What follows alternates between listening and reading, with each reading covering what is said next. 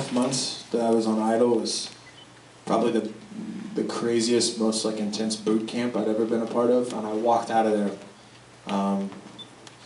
I'd say a less green performer, to say the very least. So yeah, but I'm glad to be on the other side of Simon's critiques for sure. Where were you when you first heard your radio on the radio, the song on the radio? Oh God, I was driving back from.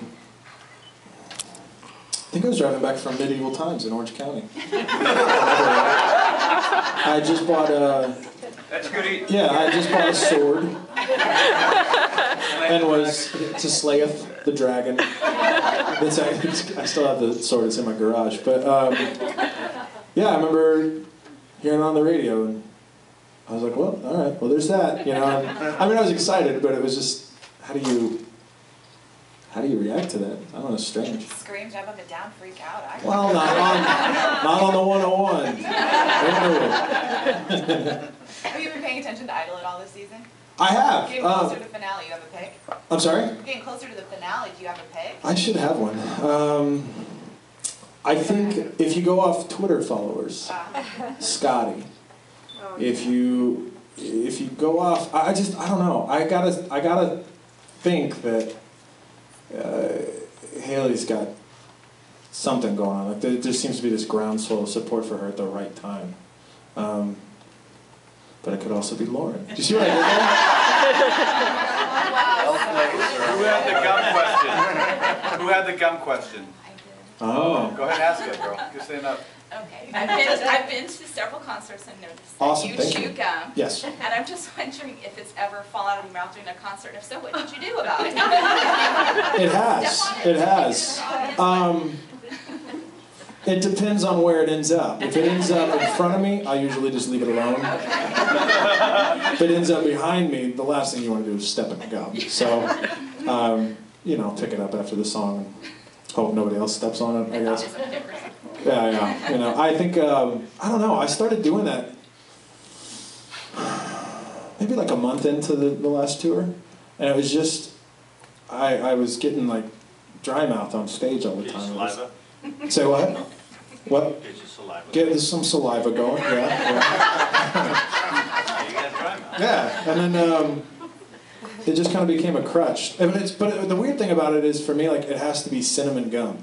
Like, if it's spearmint or anything else, for some reason I don't feel like I sing as well. It's the stupidest thing. And there's no fact behind it. It's just, I'm chewing cinnamon gum right now. I probably don't sound any better than I would if I didn't have it, but I feel great. So we'll knock out a couple more of your questions, and then it's picture time. There's a little bit of a protocol with that. Where's Jane?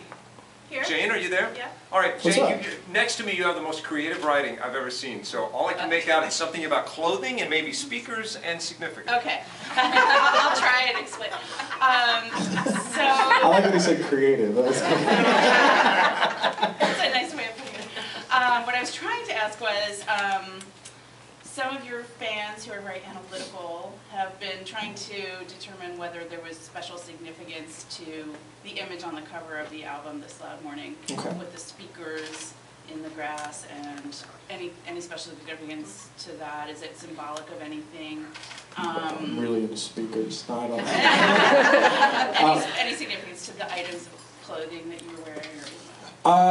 Definitely no significance to the articles of clothing. I love how much credit you guys give me.